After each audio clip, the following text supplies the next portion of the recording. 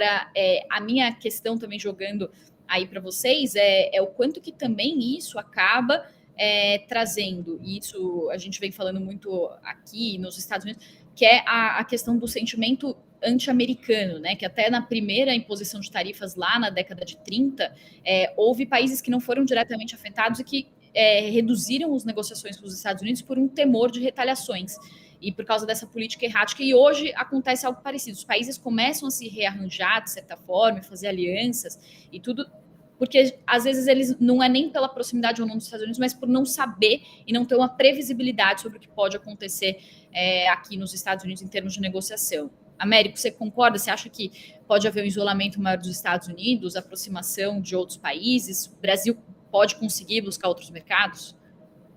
Eu acho que, na verdade, como eu disse, meu primeiro ponto é que nós vamos ter no médio prazo, uma reorganização aí de toda a questão comercial internacional. O Japão vai começar a se discutir e os eleitores vão começar a cobrar o governo. Aliás, tivemos eleição no Japão no último final de semana e o governo foi muito mal, com um aumento aí da chamada ultradireita no Japão, que é um país que tem a história que adotou a Constituição que adotou depois da Segunda Guerra Mundial para tentar conter os extremistas. Você tem ali um partido que agora começa a crescer defendendo Japão em primeiro lugar. Então nós vamos ver no médio prazo, eu acredito, até porque se os Estados Unidos, que é a maior economia do mundo, forçam os países ou a fazer um péssimo acordo para eles, ou a ter que engolir tarifas que são piores ainda, você fica entre o ruim e o péssimo na questão comercial, eles vão começar a questionar, no caso do Japão, por que eles vão investir 550 bilhões no mercado americano quando você tem uma pressão interna de um partido extremista querendo dizer que o Japão está em primeiro lugar. Então, acho, e se você olhar a história, acontece muito isso, que nós vamos acabar vivendo um momento protecionista. Essa coisa da América em primeiro lugar vai começar a pegar em vários outros lugares. Aqui na Europa, a gente tem uma pressão já há anos muito grande de partidos nacionalistas, partidos de ultradireita. Na França, que você viu lá em primeira mão, PRI. Aqui no Reino Unido, que é um país que, inclusive, não tem incentivo nenhum para ficar explorando o nacionalismo, porque ele vai ser um país que desintegra se ele começar a adotar o nacionalismo, porque é um país composto de ingleses, escoceses, norte-irlandeses e galeses. Você tem um partido também de extrema-direita meio nessa linha. Você vai ver uma reorganização com base na economia, inclusive, desse protecionismo. Isso vai mudar muita coisa nesse meio tempo. E isso se associa, voltando à parte geopolítica do nosso videocast, isso se associa também a uma mudança muito forte na questão do multilateralismo, com as grandes instituições, ONU, OMC, tudo perdendo muita força. Nós vamos discutir isso daqui a pouco, quando a gente for falar de Gaza, por exemplo. Essas organizações internacionais não têm mais força para nada. Então a gente vai ver ali uma reorganização muito forte, com impactos comerciais muito grandes, impactos protecionistas muito grandes, impactos de reorganização do mundo em blocos, provavelmente, num cenário bastante preocupante, eu diria. Não sei se o Lore concorda, você também, Pri, mas eu acho que o futuro de médio prazo aí não é muito bom, não, nesse sentido que a gente conhece o mundo até hoje. Lore.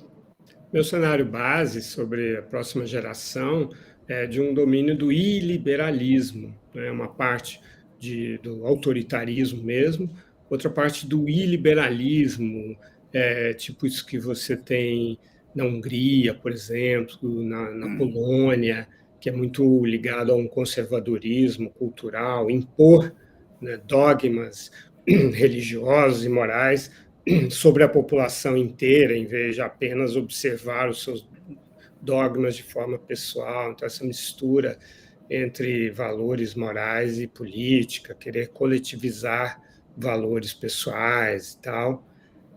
Acho que esse é o que vai acontecer. Isso, as redes sociais ajudam nisso, né? Você está tendo toda uma geração de jovens conservadores, né? Então, esse é o cenário, e liberalismo dominando. Sobre as retaliações contra os Estados Unidos, eu acho que entrar em briga de bêbado, quando você não é bêbado, você se dá mal, né? Assim, só tem a perder. Acho que nós estamos numa escalada. Acho que ter essas últimas medidas adotadas pelo STF contra o presidente Jair Bolsonaro, embora ex-presidente Jair Bolsonaro, eu considero que o processo é necessário, né, a investigação tem que acontecer, as medidas têm que acontecer, mas foi claramente uma forma de dizer que não se curva aos Estados Unidos. Isso eu acho equivocado. Eu acho que a justiça deve agir dentro do tempo dela, dentro da lógica dela e até dentro da independência dela. Quando você começa a reagir politicamente, você perdeu a independência também. E escalada contra o Donald Trump não vai ser bonito de assistir. Eles querem adotar a lei Magnitsky, vai ser péssimo para o perfil democrático dos Estados Unidos, porque será uma arbitrariedade. O Brasil é uma democracia. Aliás, para quem acha que o Brasil é uma ditadura, o fato de você poder afirmar que o Brasil é uma ditadura é a prova de que o Brasil é uma democracia. Eu estive em dezenas de ditaduras. Nas ditaduras, você não pode dizer aqui é uma ditadura, você não pode dizer isso publicamente. Aliás, eu vivi na ditadura do Brasil e a gente morava em casas geminadas e a gente discutia muito política. Eu era criança, mas minha mãe falava assim, olha os vizinhos. Os vizinhos eram nossos amigos, mas não podia falar de política e tal. Isso é ditadura. Tá? Então, se você vai nas redes sociais e fala que é uma ditadura, você está provando que aqui é uma democracia. Na China, você não pode dizer aqui é uma ditadura. Ótimo. Então, nós somos uma democracia. E usar a lei Magnitsky contra nós vai ser errado, mas vai criar um ruído em torno de quem nós somos, né? E acaba sendo um incentivo para reações autoritárias, independentemente do espectro ideológico. Então, tudo isso é bem ruim. A gente tem que ser muito inteligente, muito safo, muito comedido como país, né? E focar nos nossos interesses e não em narcisismos pessoais. Posso fazer um adendo muito rápido? Eu sei que o nosso tempo rapidinho que a gente precisa seguir. Mas esse tipo de sanção que os Estados Unidos já aplicaram e ameaçam aplicar e etc. e tal, me chama muito a atenção, porque são sanções que os Estados Unidos, e sempre começa assim, né? Já usaram, por exemplo, contra a Venezuela. Em muitos casos, em outros países também. Qual é a alegação e o grande objetivo dos Estados Unidos quando aplica sanções desse tipo contra um país como a Venezuela? Que é sim uma ditadura, aí sim é uma ditadura.